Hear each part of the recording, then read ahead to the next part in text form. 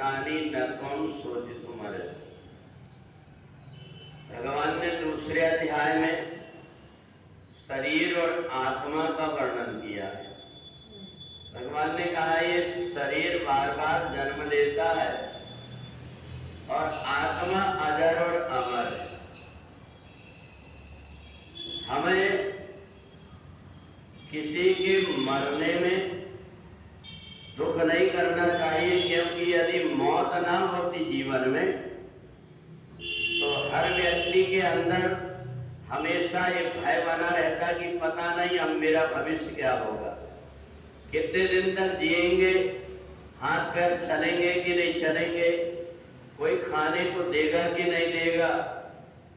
ऐसी स्थिति आ जाती वृद्धावस्था में, व्यक्ति अपने आप कोई कर्म कर नहीं पाता। इसलिए हमें मरने की चिंता नहीं करना चाहिए, बल्कि जीते जी हमें इस बात की चिंता करना चाहिए कि हमारी बुद्धि पवित्र हो जाए।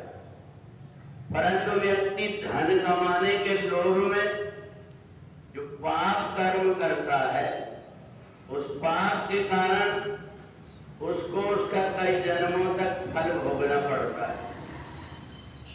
लोभ एक ऐसी चीज है जिसमें व्यक्ति परमात्मा को भी नहीं छोड़ता, परमात्मा को माध्यम बना करके और अपने आप का स्वार्थ सिद्ध करता। उसको ये पता नहीं है कि कितना भी हम धन कमा लें, हम सोना चांदी नहीं खा सकते, खाएंगे तो अनाज ही खाना पड़ेगा। परंतु व्यक्ति उस समय कमाते समय भूल जाता है हमारे कर्म से परमात्मा को कोई कष्ट तो नहीं हो रहा है। हम जहां परमात्मा के पास रहते हैं, हमारे कर्म से परमात्मा को कोई नुकसान तो नहीं हो रहा है। परमात्मा बोलते नहीं, परंतु एक एक बात का उसका हिसाब होता है। इसलिए जो व्यक्ति समझदारी से अपना जीवन जीता है, उसका ही जीवन सार्थक हो जाता है। और इसलिए हमें जीवन हमारा कैसा हो इसकी परवाह करना चाहिए। एक समय पर मेधा ऋषि के पास में एक बनिया और एक राजा दोनों पहुंचे, दोनों रो रहे थे। महात्मा ने कहा क्यों रो रहे? कहा हमें घर परिवार के लोगों ने घर से बाहर निकाल दिया, परंतु हमें उनकी याद आ रही इसलिए रो रहे। एक ने कहा कि मेरे ऊपर आक्रमण करके राजा ने और मेरा सब धन छीन लिया, मेरे को राज सिंहासन की याद आ रही, अपने हाथी और घोड़ा की याद आ रही, जिन घोड़ा पर मैं बैठता था।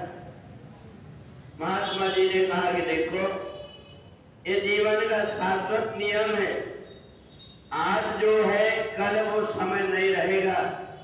इसलिए अगर तुम्हें बुद्धि पवित्र करना है तो तुम एक काम करो, ये नवरात्रि जो आ रही है आश्विन मास की, इसमें मिट्टी की मूर्ति बना करके या किसी भी पत्थर में मिट्टी का ढेला बना करके ना मेरे को एक सुपारी रख करके आदि शक्ति भगवती जगदम्बा की पूजन करो और उनके चरित्रों का गान करो। राजा ने और वैश्य ने समाधि नाम के और सुरध नाम के जो दोनों पहुंचे हुए थे महात्मा जी के पास में, उनसे पूछा कि हम स्तुति क्या करें। तो उन्होंने 700 श्लोक का एक स्तुति भगवती जगदम्बा के चरित्र की बना करके और उनको दिया, जिनको हम दुर्गा सप्तशती के नाम से कहते हैं। उन्होंने कहा आदिशक्ति भगवती जगदम्बा की तुम आराधना करोगे, तुम्हारी बुद्धि पवित्र हो जाएगी, और ये जो पवित्र बुद्धि है, इस पवित्र बुद्धि से तुम्हें परिवार का मोह छूट जाएगा, हमारा कुछ छिद गया इस प्रकार का भाव समाप्त हो जाएगा। इसलिए उन दोनों ने आदि शक्ति भगवती जगदम्बा की आराधना किया और अंत में शरीर को त्याग करके भगवती जगदम्बा के धाम को प्राप्त हुए। इसलिए ये जो नवरात्रि आश्विन मास की हम भगवती जगदम्बा की आराधना करें।